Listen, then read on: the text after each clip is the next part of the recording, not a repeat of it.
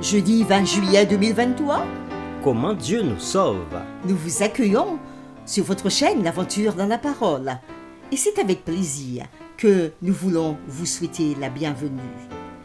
Et si vous êtes peut-être en voiture, dans un train, à la campagne, au bord de l'eau ou encore même chez vous, nous souhaitons que Dieu nous accorde force, courage, grâce et sagesse dans la révélation de Christ dans le livre des Éphésiens encore aujourd'hui. Si les contenus que nous vous proposons vous font du bien, nous vous invitons à le partager avec ceux qui sont autour de vous. Premièrement, en likant, puis en laissant un commentaire et en vous abonnant si ce n'est pas encore fait, mais surtout, n'oubliez pas d'échanger le lien avec tous vos contacts. Le texte à mémoriser que nous vous invitons à dire avec nous se trouve dans Éphésiens chapitre 2, versets 4 et 5. Mais Dieu qui est riche en miséricorde, à cause du grand amour dont il nous a aimés, nous qui étions morts par nos offenses, nous a rendus à la vie avec Christ. Nous vous invitons à le redire avec nous. Éphésiens chapitre 2, les versets 4 et 5. Mais Dieu, qui est riche en miséricorde, à cause du grand amour dont il nous a aimés, nous qui étions morts par nos offenses, nous a rendus à la vie avec Christ. Que signifie le fait d'être mort par le péché? Quelle est la nature de la vie de péché? Que signifie le fait d'être élevé avec Christ à une vie nouvelle en lui? Que signifie être sauvé par la grâce, par le moyen de la foi? Les réflexions de cette semaine nous aident à répondre à ces questions et aujourd'hui nous le faisons avec la séquence. Sauvé maintenant par Dieu. Nous relirons ensemble Éphésiens chapitre 2, les versets 1 à 10. Et nous nous concentrerons particulièrement sur la conclusion de Paul dans les versets 8 à 10. Et la question à laquelle nous répondrons sera: quel point souligne Paul dans la conclusion de ce passage? Nous lisons Éphésiens chapitre 2 à partir du verset 1er jusqu'au verset 10. Vous étiez morts par vos offenses et par vos péchés, dans lequel vous marchiez autrefois selon le train de ce monde, selon le prince de la puissance de l'air de l'esprit qui agit maintenant dans les fils de la rébellion. Nous tous aussi nous étions de leur nombre et nous vivions autrefois selon les convoitises de notre chair, accomplissant les volontés de la chair et de nos pensées, et nous étions par nature des enfants de colère comme les autres. Mais Dieu, qui est riche en miséricorde, à cause du grand amour dont il nous a aimés, nous qui étions morts par nos offenses, nous a rendus à la vie avec Christ. C'est par grâce que vous êtes sauvés. Il nous a ressuscités ensemble et nous a fait asseoir ensemble dans les lieux célestes en Jésus-Christ, afin de montrer dans les siècles à venir l'infinie richesse de sa grâce par sa bonté envers nous en Jésus-Christ. Les versets 8 à 10. Car c'est par la grâce que vous êtes sauvés par le moyen de la foi, et cela ne vient pas de vous, c'est le don de Dieu. Ce n'est point par les œuvres, afin que personne ne se glorifie, car nous sommes son ouvrage, ayant été créés en Jésus-Christ pour de bonnes œuvres que Dieu a préparées d'avance, afin que nous les pratiquions. Après la lecture de Éphésiens chapitre 2, les versets 1 à 10, et plus particulièrement les versets 8 à 10, nous répondons à la question: quel point Paul souligne-t-il dans la conclusion de ce passage? Dans Éphésiens chapitre 2, les versets 1 à 3 que nous venons de lire, Paul donne les preuves que le salut des croyants à Éphèse ne vient pas à cause de leur bonne conduite ou de leur qualité. Au début de leur histoire, ils étaient spirituellement morts. Il n'y avait pas d'étincelle de vie ou de valeur en eux, c'est ce qu'il dit au verset 1. Ils étaient complètement vaincus par le péché.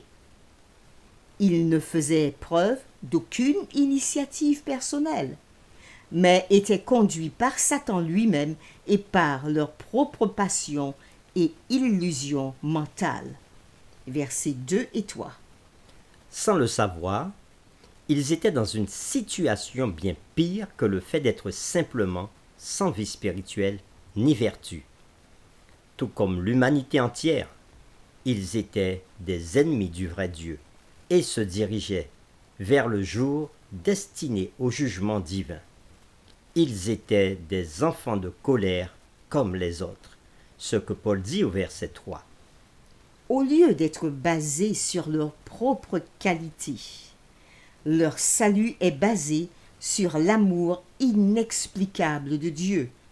Un amour qui ne peut être expliqué sur la base d'aucune valeur intrinsèque que l'amour lui-même. Étant riche en miséricorde et en amour, Dieu agit en leur faveur en Jésus-Christ, comme nous le voyons au verset 4, les ressuscitant de la mort spirituelle. Grâce à l'intervention de Dieu, ils firent l'expérience d'un itinéraire étonnant qui suit la trajectoire de Jésus lui-même.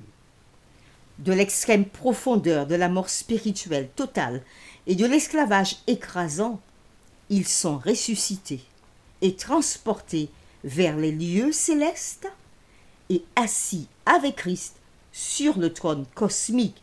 C'est ce que nous avons lu au versets 5 et 6. Cependant, cette intervention divine, semblable à un éclair, n'est pas un phénomène momentané. Elle a une réelle force de persévérance, une durabilité éternelle, parce que Dieu a l'intention de démontrer sa grâce envers eux en Jésus-Christ pendant toute l'éternité. Nous le voyons au verset 7.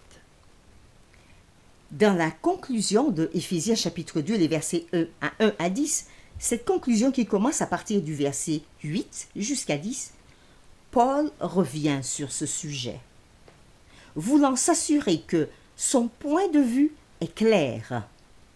Le salut des croyants est une œuvre divine et non humaine. Le salut ne provient pas de nous, c'est un don de Dieu. Aucun être humain ne peut se vanter de l'avoir déclenché. C'est ce que Paul nous dit au verset 8 et 9. Étant bénéficiaires de la grâce de Dieu, nous, croyants, sommes la manifestation de sa grâce, et seulement sa grâce. Nous sommes son ouvrage, créé par lui en Jésus-Christ. C'est ce que Paul dit au verset 10. Pour terminer, réfléchissons à cette question.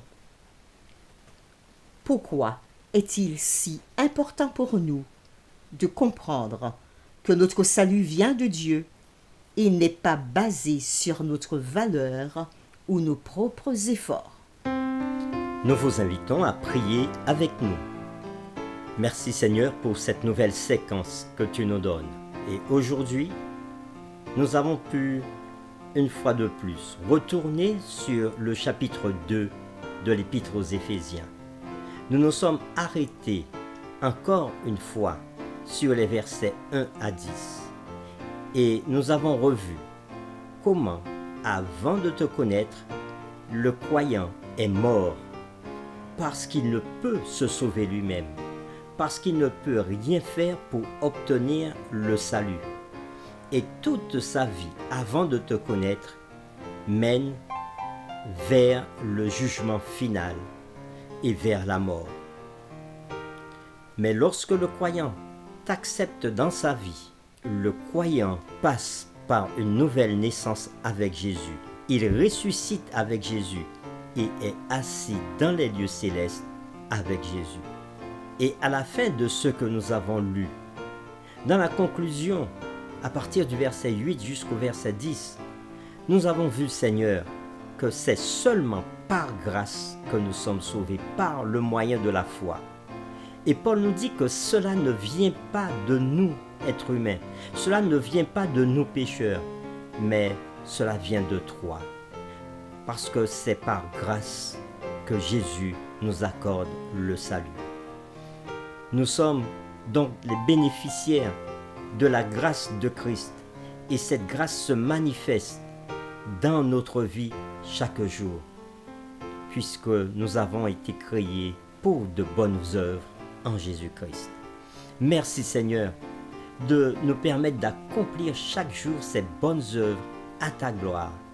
Merci Seigneur de nous permettre de connaître Jésus et aide-nous à aider d'autres à connaître aussi Jésus pour bénéficier de cette même grâce, de cette même vie régénérée en Jésus. C'est au nom de Jésus que nous te prions. Amen.